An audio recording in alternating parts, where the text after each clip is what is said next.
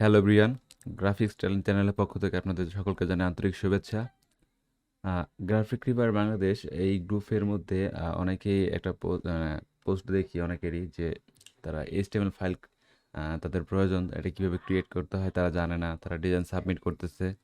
তো অনেকের কাছে এভাবে হেল্প চাই ইনবক্সে, তো আমার কাছে এক ভাই আমার কাছ থেকে হেল্প চাইছে।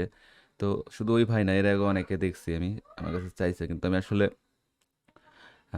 ওইভাবে যদি একটা জিনিস বুঝায় না দেই তাহলে আসলে তার দেখা যায় যে এক একটা ডিজাইন তো এক এক রকমের ডেসক্রিপশন থাকে, ঠিক আছে? তো সেটা কিছুটা কাস্টমাইজ করতে হয়। তো কাস্টমাইজের যে ব্যাপারগুলো সেগুলো ক্লিয়ারলি বুঝতে না পারলে প্রবলেম হয়। তো চলেন কথা না বাড়িয়ে আমি দেখাই কিভাবে আপনারা তৈরি করতে পারেন খুব ইজিলি। সেম ওয়েতে আমি যেটা করছি, আমার এখানে একটা রিয়েল এস্টেট বাইফোল ব্রুশিয়ার ওপেন করা আছে। সেখানে এখানে এখানে যে এখানে দেখেন যে লিঙ্কটা কিন্তু ক্লিকেবল। তো এখানে এই ডেসক্রিপশনটা আমি দিছি ডিজাইনটা আপলোড করার সময় এইচটিএমএল ফরম্যাটে। তো এইচটিএমএল ফরম্যাটটা খুব ইজিলি আপনারাও দিতে পারবেন।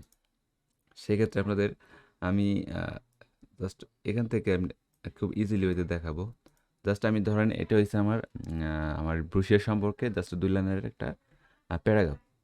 তো এইটার আমি জাস্ট কী করলাম, কপি করলাম। কারণ আপনারা ক্রিয়েট করে নিলেন আপনাদের ডিজাইনের উপর বেস করে। তো সাইট হচ্ছে অনলাইন এইচটিএমএল এডিটর .net, এটা ডেসক্রিপশনে থাকবে। তো এখানে পেস্ট করলাম। পেস্ট করার পরে যেটা করবেন আপনারা এখানে জাস্ট ফার্স্টে এখানে একটা সাইন নেবেন, সেটা হচ্ছে গেটার দেন, শিফট ধরে গেটার দেন, দেন BR, দেন লেস দেন ক্লোজ। তো এটার কাজ শেষ। দেন এন্টার দিবেন, এন্টার দিয়ে হ্যাঁ ডাবল এন্টার দিবেন। এখন যেটা কাজ হলো আমাদের ফিচার্সগুলো কি কি আছে। এখন ফিচার্স লেখার সময় এই যে এখানে যে বোল্ড আকারে আসছে, বোল্ড আকারে আনতে হলে আপনাদের একটা কোড ইউজ করতে হবে এখানে। ফার্স্টে গেটার দেন স্ট্রং, STRONG, দেন ক্লোজ লেস দেন। এখন আমরা এখানে লিখে দিলাম ফিচার্স, ফিচার্স, অ্যান্ড এটাকে ক্লোজ করতে হবে। ফার্স্টে গেটার দেন স্ল্যাশ STRONG, অ্যান্ড ওকে। দেন এখানে আমরা স্পেস ইউজ করব। স্পেসটা এখানে যে বিআর ব্যবহার করছি এটা হচ্ছে আপনাদের একটা প্যারাগ্রাফ থেকে আরেকটা প্যারাগ্রাফের মাঝখানে যে স্পেসটা আছে এটাকে ডিফাইন করে। যদি আমরা স্পেসটা না দেই তাহলে এই লাইনটা এখানে উঠে যেত। তো বা এই লাইনটা এখানে উঠে যেত। তো আমরা সেই জন্য স্পেসটা ব্যবহার করব, আর কিছু না।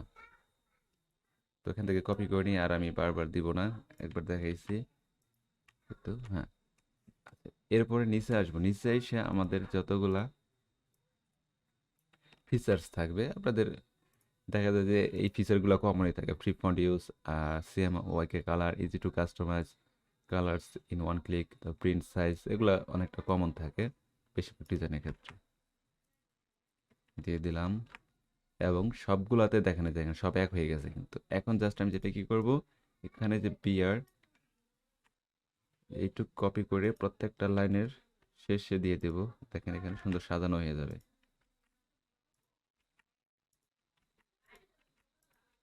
দেখছেন হয়ে গেছে। এখন একবার এন্টার দেন আরেকটা স্পেস, দেখেন এখান থেকে প্রত্যেকটা কিন্তু ডিফাইন করতেছে একটা স্পেস দিয়ে। ঠিক আছে, আপনারা ওই স্পেসটা দিবেন। দেন আমরা যখন নতুন এইটুক পার্টে যাব, ফাইলস ইনক্লুডেড, এখানে আমাদের ফটো থাকে না, তাহলে ফাইলস ইনক্লুডেডে যাওয়ার আগে আচ্ছা এটা নিয়ে যাই, আগে এটা নিয়ে যাই এখানে পেস্ট করি। তো এখানেও সেম ওয়েতে এই কোডিংটা ইউজ করতে হবে। বোল্ড করার জন্য এই কোডিংটা ইউজ করতে হবে। এখানে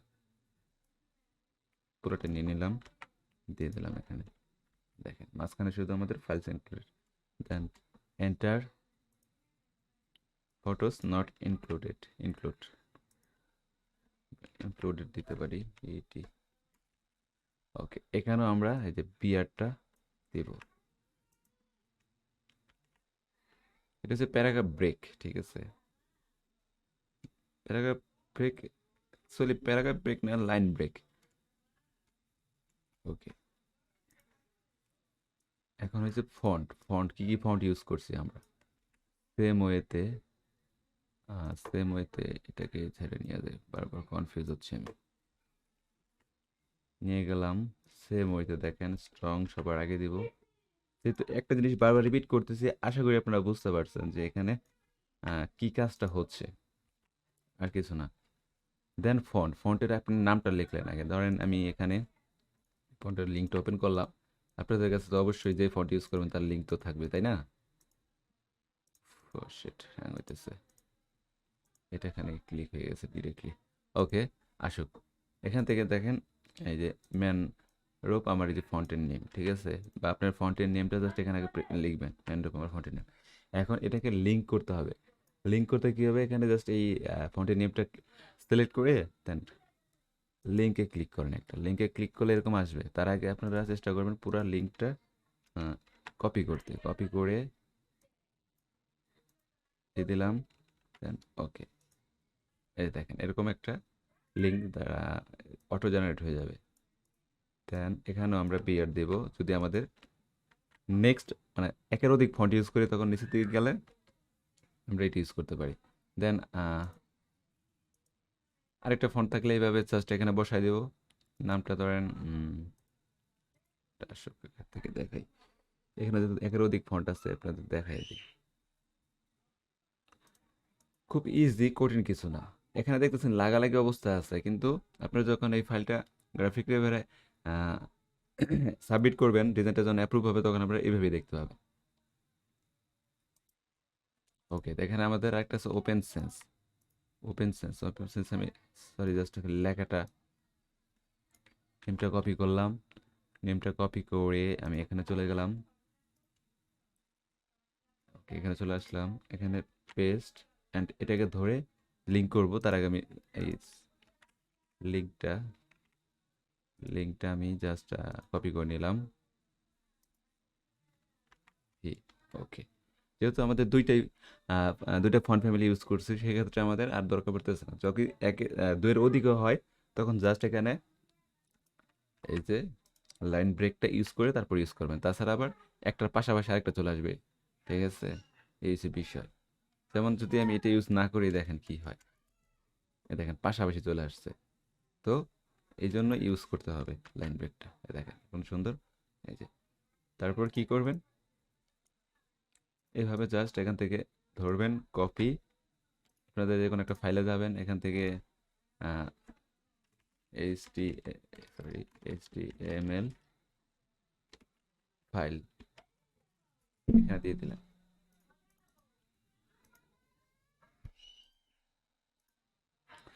সরি, ফোল্ডার করে করছি তো না। আচ্ছা ঠিক আছে।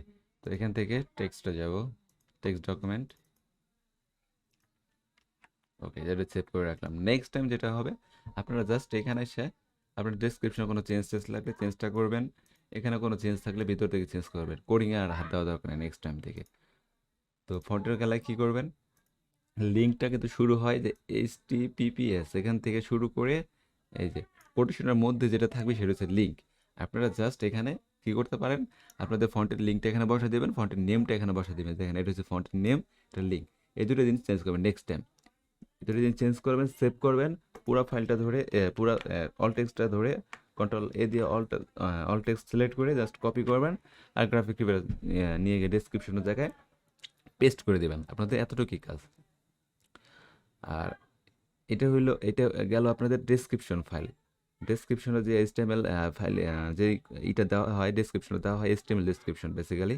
আর হেল্প ফাইল তেমন কোনো বিষয় না। হেল্প ফাইলটা খুব ইজি। আপনারা জাস্ট একটা PDF তৈরি করবেন, আর কিছু না।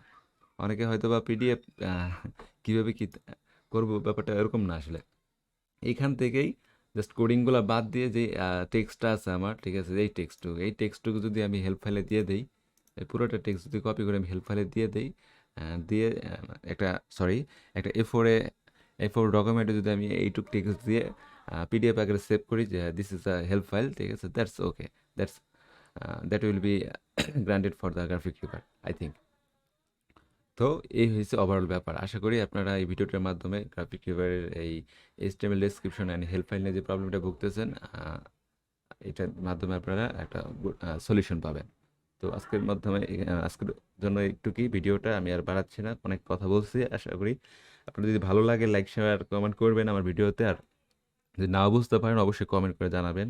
আমি চেষ্টা করব আপনাদের হেল্প করার জন্য। আর আমার এখানে একটা গ্রুপের লিঙ্ক আছে দেখবেন আমার ইউটিউব চ্যানেলের মধ্যে, সেখান থেকে আপনার গ্রুপে অ্যাড হতে পারেন। গ্রুপে অ্যাড করলে আমি সেখানে ইন্ডিভিজুয়াল হেল্প করতে পারবো। সবাই ভালো থাকবেন।